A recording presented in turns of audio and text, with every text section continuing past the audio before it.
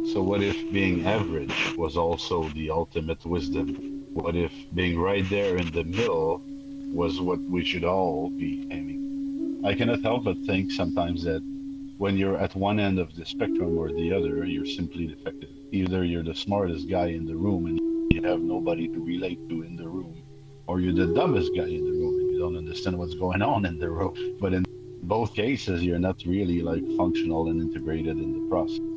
If we think of humans, it might be harsh, but think of it like an ant's colony, where every ant has its job and something to do, and where they're kind of in a society trying to make something happen. Obviously, you don't want ants to just get out of the line and wait on the side and play cards while looking and judging the other ants and that are hard at work, the common ant that is hard at work.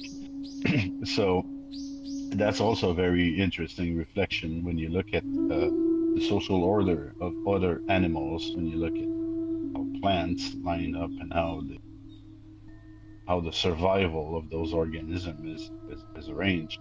Oftentimes, yes, the average or the mass is what leads. It also probably brings a better odds of survival. Maybe I So, wonder. I don't think. I'm sorry. Yes, Casper. I was wondering what you said about how animals, and I was suddenly thinking maybe, in a way, issues to help ourselves in this world with certain world issues that we're dealing with, is we might, instead of looking all the time forward and beyond, maybe we should sometimes look backwards a bit and see how sometimes what we call lower life forms seem to do it, like the animals in nature. And I don't want to say that it's kind of too simplistic said, but maybe we should look back at how other beings and learn from them as well. We could learn from these what we would call lower life forms, even though I don't really agree with the term. Well, definitely, and the last story was a bit about that. Sudana was learning from everything around him. Get back to that, I guess. I also wanted to bring about this little story of the king that he was very eager to get teaching, and he would reward anyone that could lead him to worthy teachings. And there is this idea in Buddhism that teachings are precious. And right now, we didn't really do a teaching. We were questioning one another about wisdom, peace, prosperity, and social order. But it isn't that precious to be able to have the time to think about that, to be brought those topics, and to make decisions on how we will govern ourselves. How precious would you say that for those that are regulars here? How precious are the teachings in your life? I'd be curious to hear about that.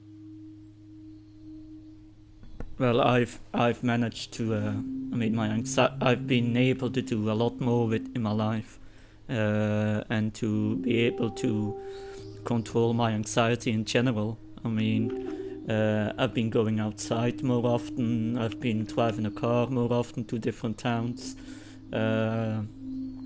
and apart from the whole ballooning with my hand thing, I can almost be in control with most of the stuff now. So, they helped a lot, especially not to be as fearful anymore in general, and to be more present in the moments, instead of always looking up front and what could be. I stay more in the now, what is. So are you like the king now? You have realized that this is life changing, and whenever you get a chance to get a good teaching, you go for it. Yes, but I wouldn't give my own body just for a teaching that someone would represent, because I always want to be able to think and ponder about, and not just fully accept just anything. Otherwise, I might be trapped eventually in a web of teachings that get me nowhere, but just confused. So I always Yes. try. Yeah. Are you on VR or on PC, Casper? I'm on PC right now.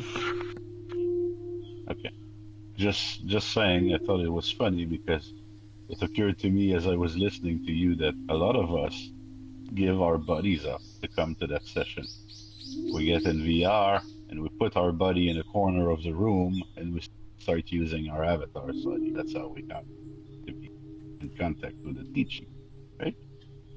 But farther than that, I have met people in VR that don't like their buddy in real life, and so they give it up. They become all they can be in VR.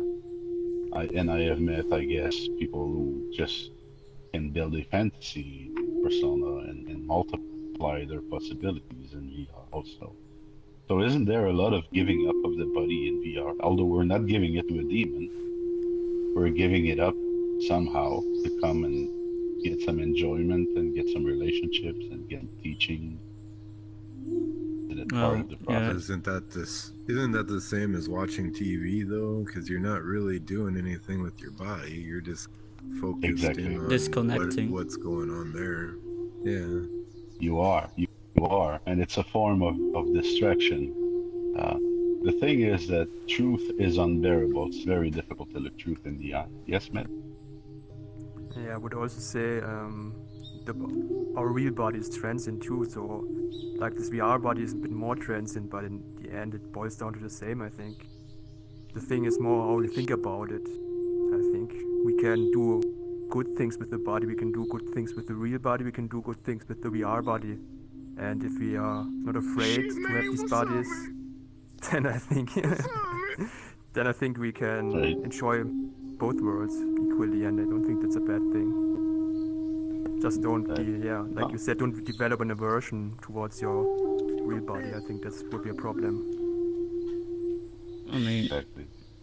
I do have to say that in a way it's kind of weird because when we go in virtual reality with my VR headset, and it was a long time since I was in virtual reality previous week, and I was like, whoa, I almost forget how amazing everything in a 3D environment looks like, you know. But in a way, real life is actually the most 3D thing there is, yet it's really it for some reason Right. seeing it It's the best virtual reality. yeah, for some reason I'm more affected by saying, oh, this virtual tree looks so real. Then I look outside to a real tree and I'm like, you know, I rather want to look at this tree in virtual reality. It's weird why we do that. Sky brought a very interesting point also about TV that I don't get to speak about often, so I'd like to do that short. Yes, TV is indeed an activity where you are basically not doing anything with your body, and you are being absorbed in the movie and transported kind of in a virtual instance of existence. And we do that in everything. What I was mentioning earlier is that truth is hard to look in the eye. So let us say that you are with someone, you live with someone, and in the morning you both go your own ways and you work. And then you come back at home. Now, usually what we do is that we have a bunch of activities, and one of them, sooner or later at night, might be to watch a movie together, watch TV together. So are you really together when you do that? Or are you not just sucked into the movie? What is the exchange that's really happening between the two people that are watching the movie? Or if you're going to see friends, aren't you engaged with your friends and sucked into that distraction? Or whatever activity you do, try and see how you're using it as an escape a little bit. How you'd rather fill yourself with entertainment and fun things and colors and sounds than to just be there and have a face-to-face experience, or just sitting alone. Sitting alone is extremely difficult. If all of us were able to sit on a chair doing nothing for 15 minutes, not even thinking, the world would actually be a sane place. But because we are not able to do that, because insanity takes over when we are confronted with truth, that all evil is born in the world. And just try it if you don't believe it. Just try to do that. Sit on the chair and just sit. You don't even have the right to think, and see how that will drive you. It will start itching everywhere. The 15 minutes will feel like 4 hours, and your mind simply won't obey. Um, so we tend to, the minute we feel a mental discomfort or an emotional discomfort, we tend to run to an activity. VR is no different. And there are things for which it might be good to give up the body. For example, if you're training your mind and your heart and you're training yourself to be more present, then it might be okay to not be, it's just like the analogy of the demon. You're going to receive a great teaching. Well, okay. It's like watching a documentary or a cartoon, I guess. Are you going to get something useful? Are you going to get something that's going to build up your wisdom? Or are you just losing your time and escaping and running away? And if it's making you wiser, then it'd be a good escape. So beware of escapes. Um, Also, the demons there, I think, just represented any hardship that ended up teaching us a lot. Do any of you look back and think of a part of their story and say, "Oh, that was very hard, and maybe that almost killed me, but it also made me who I am. It gave me the wisdom I have now." Right. Right? I'd say Some of partly. that. Yeah, I would say my struggles and my own downfalls, but getting into a depressed moment and almost in an addiction phase and then struggling back out. I do have to say, I think I learned more while climbing out of that pit than in a way school has ever done, although I don't really recommend people to fall into a dark pit. Just, I mean, I mean, but if you don't come out, not everyone makes it out, I mean. Yeah, I like this little saying that says an intelligent man learns from his mistake, but a wise man learns from the mistakes of others. So if you can do that without falling in dark pits, as you call them, it's much better. But it requires you to wake up somehow. Yes, Julia? I wish we could all make all the mistakes needed or learn from other people's mistakes and get finally to a place when we could self-govern ourselves. And maybe the moment that we understand our interconnectedness is when we will have the government we deserve. That will be an interconnected consciousness, and not a king and not a democratic government, but a self-government or no government, because we will all understand that interaction. Sure. I mean, if you're trying to be more than you are, imagine, there are probably fables about that, but imagine again the ant that would pretend it's a dog. Wouldn't it be ridiculous? And it would stop doing its useful role to society. But in a way, we do that with all our medals and decoration and self-glorification. We just remove ourselves from the workings of the world, and that collaboration could be possible. Um, in the King's story, it was said that without lust there is no fear, and there is no what was it again? Misery. I think that lust was badly translated in there, because it doesn't make a lot of sense. I think they were trying to say greed. That basically, if you want nothing, you lack nothing, and if you want nothing, you are not afraid to lose anything. So you see, if you want nothing, there is no misery, and if you want nothing, then there is no fear of losing either. So in that way, it makes sense. Again, to the root of our wisdom teaching, being interconnected and being all one. Well, what's the sense of taking something from the one and then putting it back into the one. That makes no sense at all. Makes sense only if we're competing. If you consider that the world is perfect as it is and that you're just a piece of it, you can be happy with your role in it as well. And that's a big burden off your mind. You don't have to worry about that too much.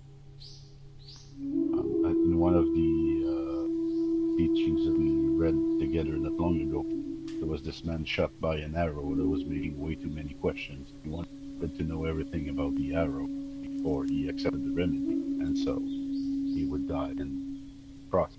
Well, it's a bit like that. We need to accept that we're simply human, and that there is no wrong way of existing. And that as long as we do it, we don't really have to think of it. We can focus ourselves on the dance and having beautiful things happening around us. There came a little story about an Himalayan seeker who was looking for a way to end all mental delusions. And basically, there was one thing of interest in this story, and it was the little poem that said, everything changes. Oh, it was a song. Sorry. Everything changes, everything appears and disappears. There is perfect tranquility when one transcends both life and extinction. I want to know what that means for you guys, that little poem.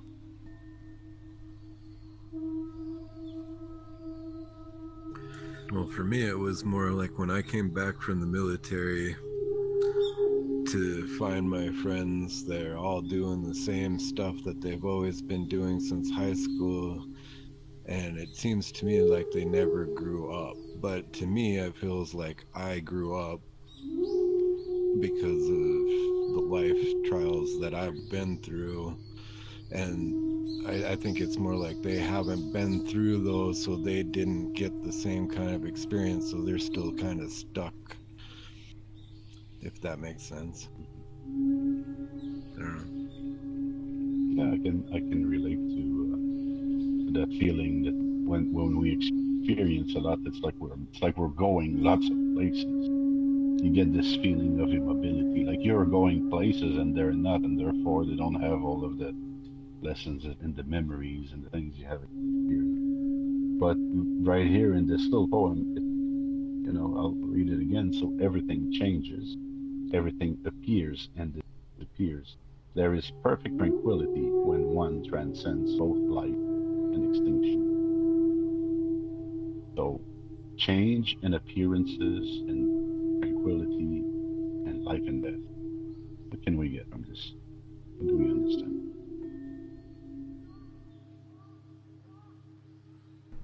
I guess not to. Oh, that's outside.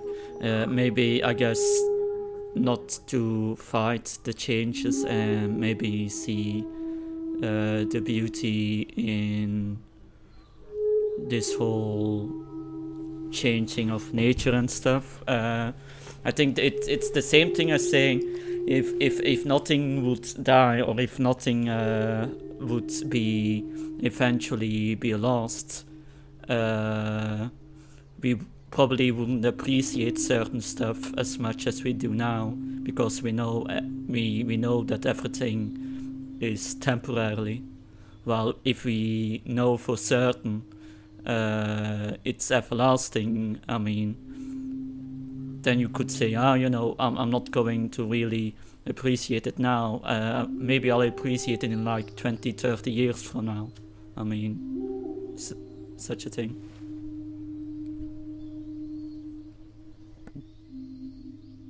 So, to me, this is a teaching about the illusory nature of reality.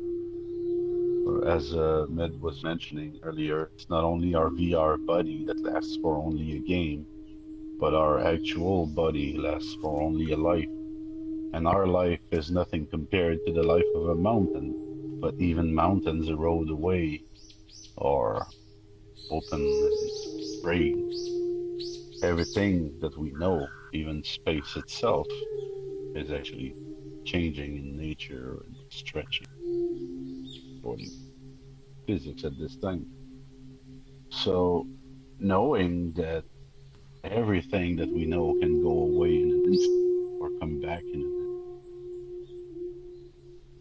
if we are like dogs running after a shiny ball, thinking that we need to get that ball and bring it back, and that it's like the end of the world, the ball is so important. If we act like this, obviously we're going to be moved emotionally up and down many different ways.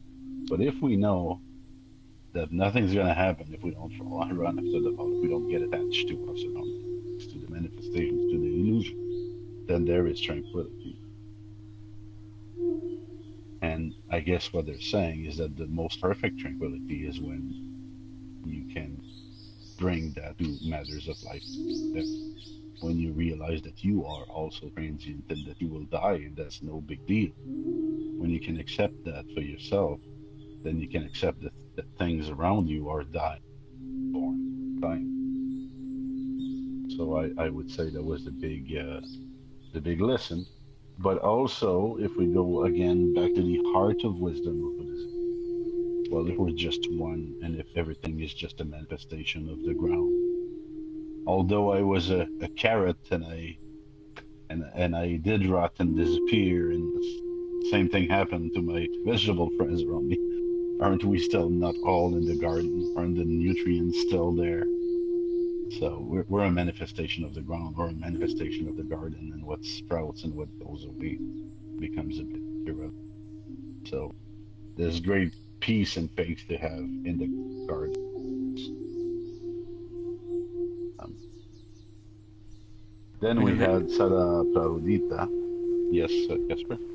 in a way, you could say like if you think about the garden, you could say like I think this was some kind of someone that's do space study. I don't know what the proper term is. But he was saying that in a way we're all made out of stardust, of stars that have exploded billions of years ago. If you would backtrack everything back to its originating, and that we all come from the Big Bang, and in a way that we're all, in a way, that all the building blocks have always been there, just in constant change and flux. Right. Yes, that's probably Carl Sagan said this. Might be others as well, but Carl Sagan said a lot of beautiful things about the universe and us being stardust and all. Um, you're right, take a bunch of ingredients and mix them in a bag, and you will get different things. Some of it will agglomerate, and you will get maybe bubbles if there is liquid. You will get different colors, and so if you keep moving things around, you can get different manifestations. So the soup that this world is, I guess, is a bit like that. Well, so we had our friend Sada Prarudita, who was, I think that was important in the story, was actually seeking the true path. Not necessarily truth, but the story says he was seeking the true path.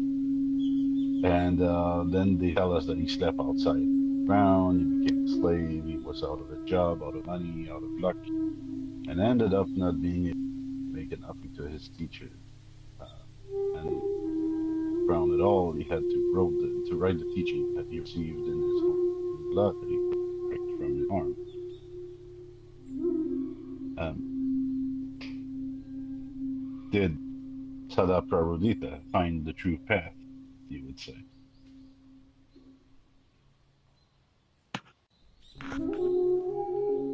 I think he might have maybe if you go that far, I think you might have gone into some kind of obsession and maybe lost the path instead of stayed on it.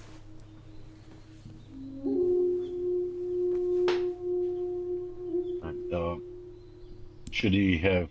Yes, Malka?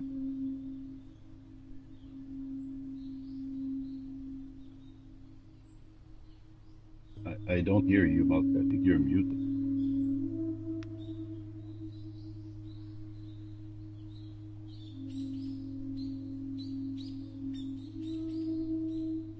Unless it's a me bug. Can you guys hear Malka?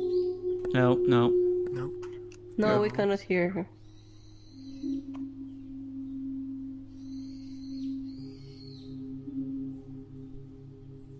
Well, just let me know if you figure it out, Malka. Sorry about that. So But this would it have been better if he had followed the Buddha recommended and sanctioned Eightfold Path? well, I kind of asked you a question about that on Discord because I was reading this on Reddit. I was reading about all these the Four Noble Truths, the Eight Noble Eightfold Path. There are more than a lot of these sutras, techniques, and all of that. And this one guy on Reddit said that all these techniques and maybe all these different schools and sub-schools that have formed, that he thinks if the Buddha would have a say in it, he might have been disappointed how deluded people have went all over the place. His comment got quite the attraction because some people felt that he insulted quite a bit by saying that. So I was quite curious what you would say about such a comment.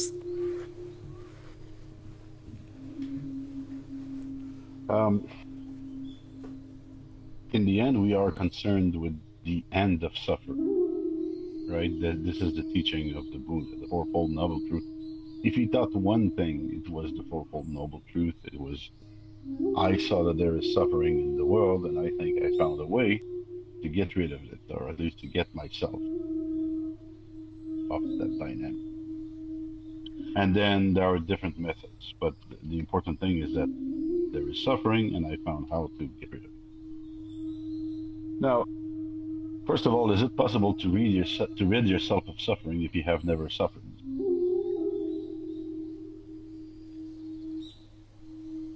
Probably not, right? No. But what is there to get rid of if you never had the experience of it? Like, if I tell you, throw that apple away, and you don't have an apple, it's difficult to do. So now, I think Eightfold Path or the path of Sada Prabodhita here. But let's focus on Sada Prabodhita. This is a path of suffering, isn't it? Except outside, was a slave, didn't have money. A lot was left to be desired. He probably was a bit hard, and he probably needed all of his courage to keep on going, find enlightenment. Now, all of this suffering is kind of meaningless unless you get something from it, unless you get some wisdom from it. And the story was ended by saying that by doing such, he secured the precious truth. So let me ask again, did he find the true path? If he went through hardships and in the end got rid of suffering.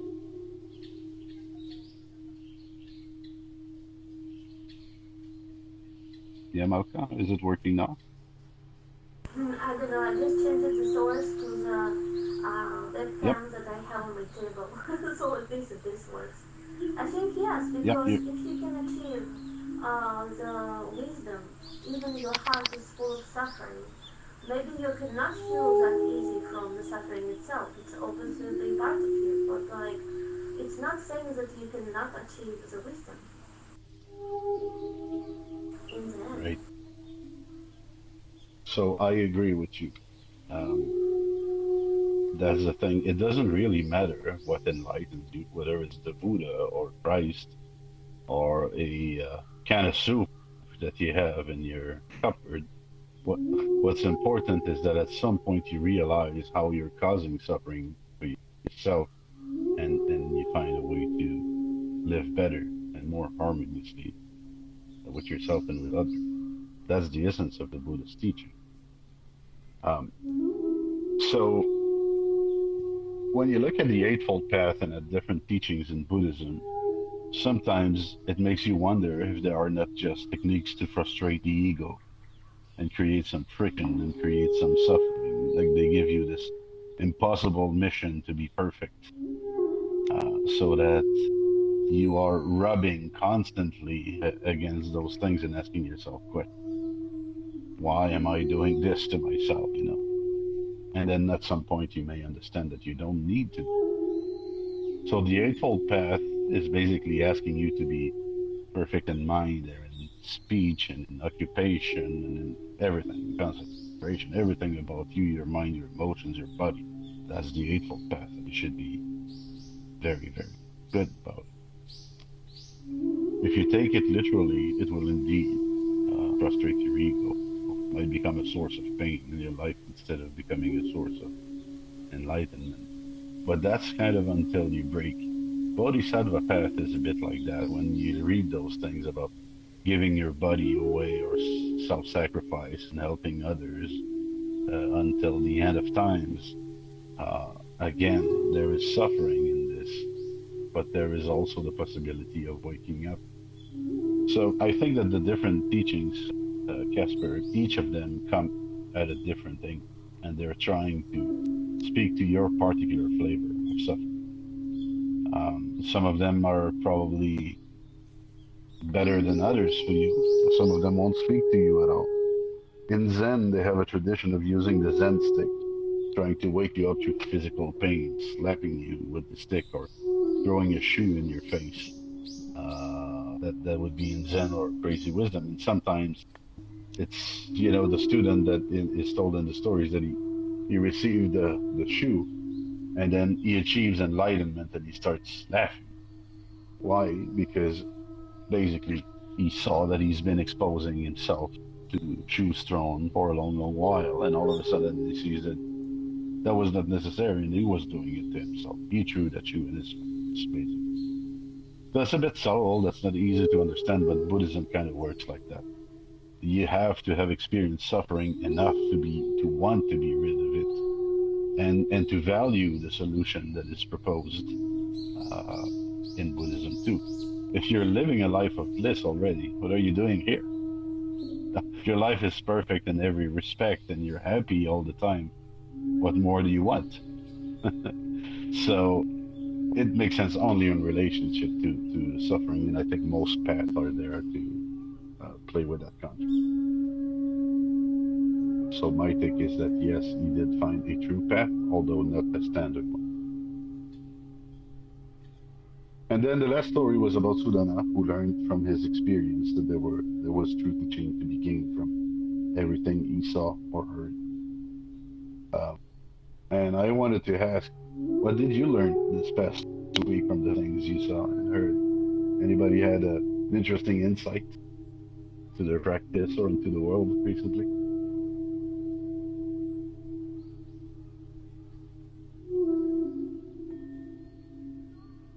There is a plan about my house. Can you please repeat the question? You want me to repeat the question? Yes. So I was asking, did you learn something this past week from the things you saw and heard from contemplation, basically? Looking at the world, do you remember something that touched you in this past week and you said, oh, this is true, or I need to remember that?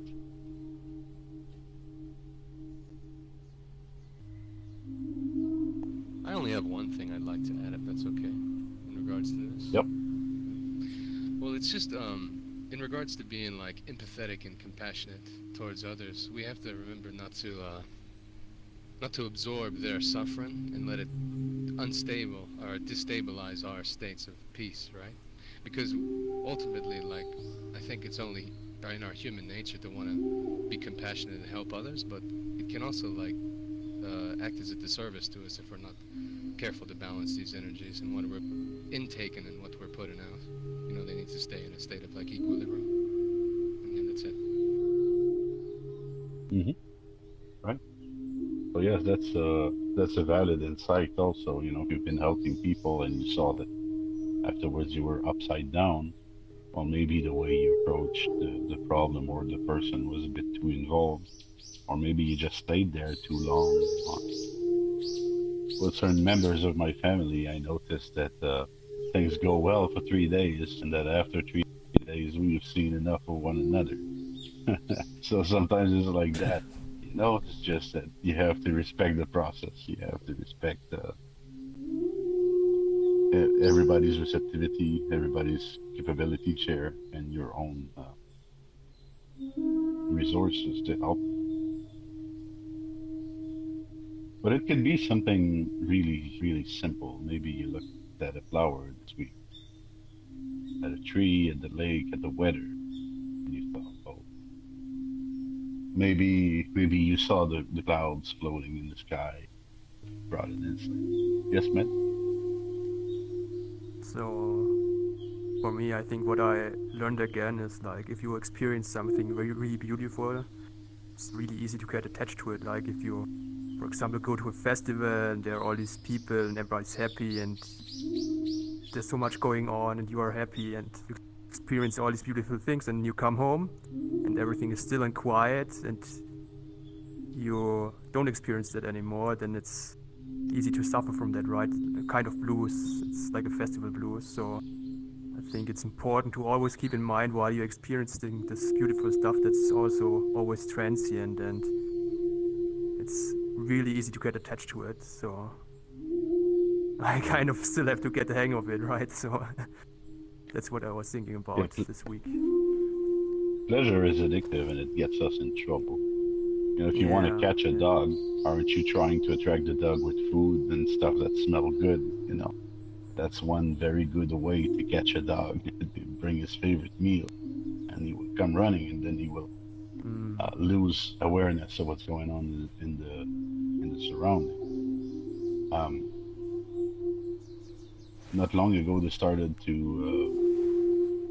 deconfine the people close to where I live, and in the town where I was born, actually. People, it was like a lid under pressure. When they did that, people just got out in the street and they started hanging in parks and doing parties and everything. And just the very same day that they released people from confinement, there was this big party, and it ended up with people fighting together, and two were knifed. And so that beautiful, joyful thing got everybody like overly excited, and they lost track of what they were doing, why they were doing it, and it became something worse than confinement. I guess people lost their lives in this party. So this ecstasy that we may experience, this joy might have a blinding component as well. And yes, we have to be wary of both extremes. I guess what I'm trying to convey is if you look the right way long enough, there is a teaching to be found in every sight, every smell, every sound, every taste, and every touch. There are sights that you cannot look straight at because they're too bright, while there are things that we see that fascinate us. For example, if you look into a fire or a candle, or little Christmas lights, they kind of fascinate and absorb you. Smells, some of them are very strong and repulsive, some of them are very pleasant, some are extremely subtle, and some lasts and some don't, and we become blind to smells also. So do we become blind to certain actions when we're exposed to them for a long while? And then how about sound? What makes music? What type of instruments are used? Is it the fact that the notes are changing, or is it the fact that they're sustained, or is it the fact that there is a vibrato effect, or is it because there is echo? What makes this sound of it or this music beautiful or annoying to us? And whatever lesson we get from these observations, we can kind of try to apply to something else in life. And that's how we realize also that everything is interconnected. Because if I can get life lessons from a flower or a tree, then it's pretty much everywhere. So if you didn't get an insight last week, I would almost suggest that we do a little homework this week. Let us spend time in contemplation. Just go outside, spend an hour, or in your house, it doesn't matter, but spend an hour somewhere just observing and asking yourself about these things that you're seeing and trying to analyze them. And you will see that anything can teach you, hopefully. All right, so honestly, this was a tougher session for me. The subjects today were not easy to tackle at all extremely complex, and all could have been the subject of many conversations. So thank you for keeping up with all of that. We're changing chapter next time, and it was good having the chance to chat about all of this together today. How is Now, should we do? I was just going to ask, how is it with the health so far with you and Julia in terms of COVID? Oh, we're good now. We're very good. I think everything is back to normal. We've been trying to exercise and tonify so that we get in good solid shape faster. That's pretty much where we're at right now, trying to maintain the discipline, remain solid. Thank you for asking, Casper. Hey, also, somebody sponsored our Discord channel this week, making it level 1, and I'm not sure who it is exactly, because the screen names of the people that come and the screen names on Discord don't fit together. But if you're here or if you're watching, thank you very much. I think I appreciate it, and all the members too. A very nice gesture. All right, so let's do, as I like to do, the second meditation, a little silent one. And you can try and maybe bring back an object of nature, or a physical inanimate object, and try to see what you can learn from it. Try to conjure that in your mind. Try to see what you can learn from your environment during this little session. Let's contemplate it. Or pick something in the room and contemplate it during those 10 minutes. See what you can learn from it. If you click on something, do tell us after the session. All right. Let's take a deep breath.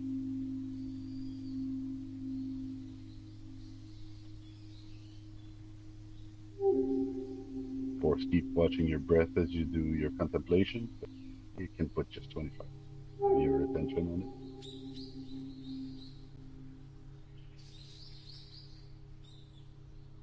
Make sure you go back to the peace. Don't start flying away in every direction.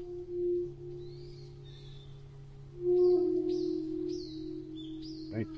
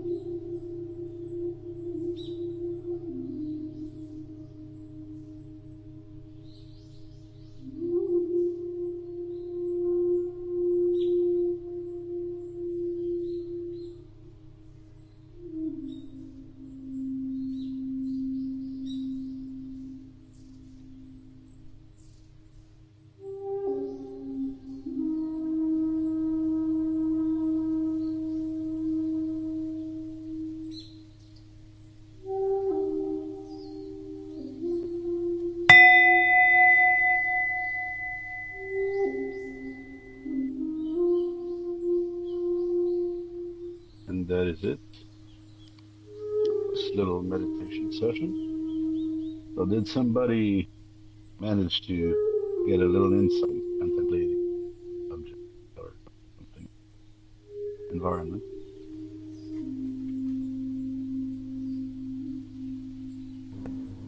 I can tell you about mine. There was a little spray bottle that I use to clean up a screen there. A little purple transparent bottle with alcohol in it. And so, thinking about that, I realized that for the alcohol to be useful, it needed to be gathered somewhere. So the bottle was kind of teaching me that if I want to be useful, I need to shape myself in such a way. I need to focus myself so I want results that are available. And then there's like a little tube that works with the pump at the top that kind of creating a vacuum and bringing the alcohol up.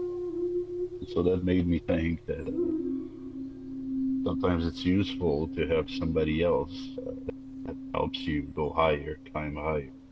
Sometimes you need an external force to take the next step or to climb the mountain. And then at the top there is an adjustment. There's like a little screw, so you can either have a jet or a mist. And I was thinking that we need to dose our efforts like this as well. Sometimes a jet is too violent, or we would just put too much liquid in one place. I'm washing the screen, for example. I want to electrocute myself, so I will use mist instead to do a quick wash. And so in that simple spray bottle, there were many teachings about how I should live, how I should introduce myself, how I should open myself for help, how I should dose my efforts and preserve my balance. So you see, that's what contemplation is about. I suddenly remember something while I was thinking now. Something came up what I did not too long ago when I go outside, and you know, one of the reasons when I go outside, the whole walking meditation, or that you stay focused on what's there instead of going into your mind and panicking like I used to do, is it was a good weather, and there was like an ant, and I was following the ant around that it was the street, and I was just concentrating on the ant because I got curious. So I just sat down on the ground, and suddenly I saw there was like another ant all the way over there. But I was thinking, like, there were cracks on the streets. A lot of people are complaining that streets in Belgium are kind of rough shape, not good at all. But suddenly I was thinking, for the ants, all these cracks must be like giant hills to climb and to go down under, and it must be like an entire world in itself. And I was thinking that there was enjoyment in to be had in just sitting down and zooming out or zooming in and seeing that there is like an entirely world where people just walk by and never notice. And if you like zoom in, it's quite amusing. It's quite to see the things move around while being complete oblivious by someone that just walked by and was looking at me funny while I was sitting there just looking at the ground. But there was so much going on the ground that nobody else saw. And that made me think that there is pretty much life everywhere, even if you don't see it.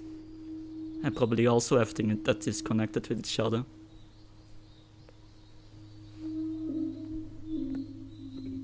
So, what this inspires to me is that there are probably people that are also living in cracks of society that we fail to notice. And that it's just a matter of taking the time of looking at it and sitting with it and connecting with it. And then it can teach us a lot. So you can go from the ants and bring it closer to home, reflecting on life as a whole. And then the ants become your perfect teacher. So that's how the practice of contemplation, the external guru, works. But you can also look within you and how you're feeling and apply it on the external world and see how. Ask yourself, is this being or is this vegetal, in any state like mine right now? And then it teaches us harmony and how to better interact with one another. Anybody else with an interesting insight on this?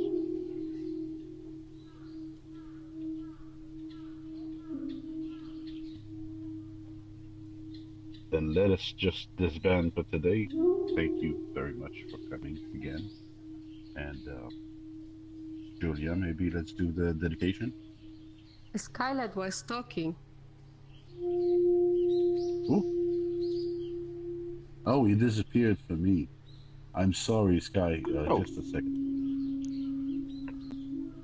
Let me reload, guys. I'll be right back.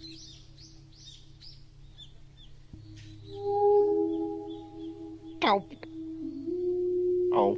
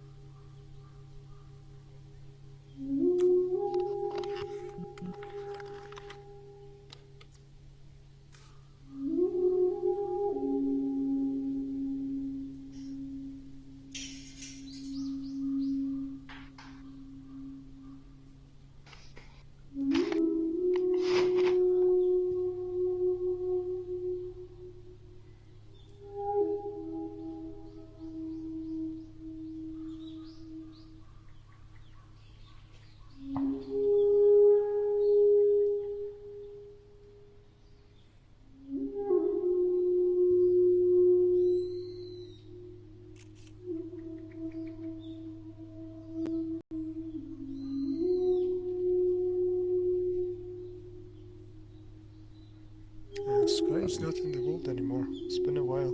Yeah. For me too. He had disappeared, but now I see him after rejoining. It's a VR chat bug, Carl. Oh. Oh. So, sorry, Sky. I didn't mean any disrespect. I will pay attention if you speak to us now, promise.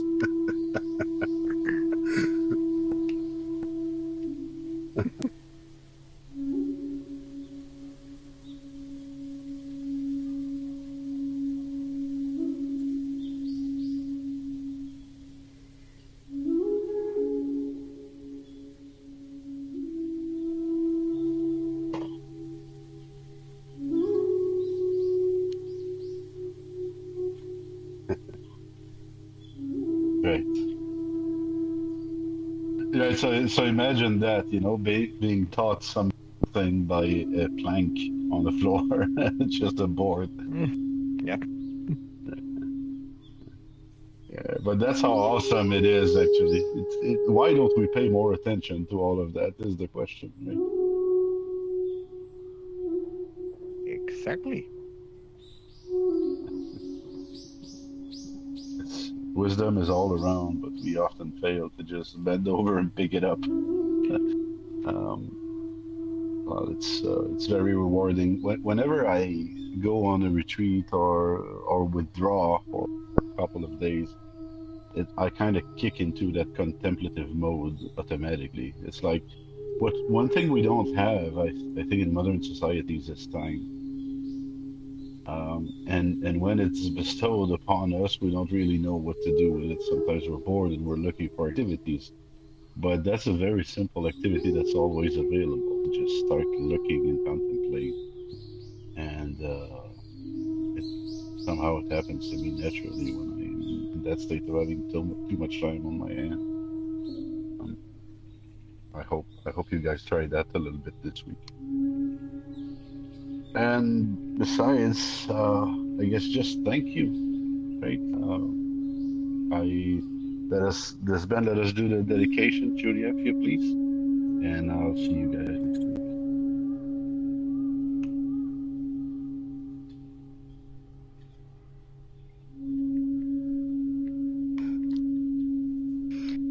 For the benefit of beings without exception, I dedicate without any reticence whatsoever all the merit accrued through virtuous acts to the incomparable expanse of totality.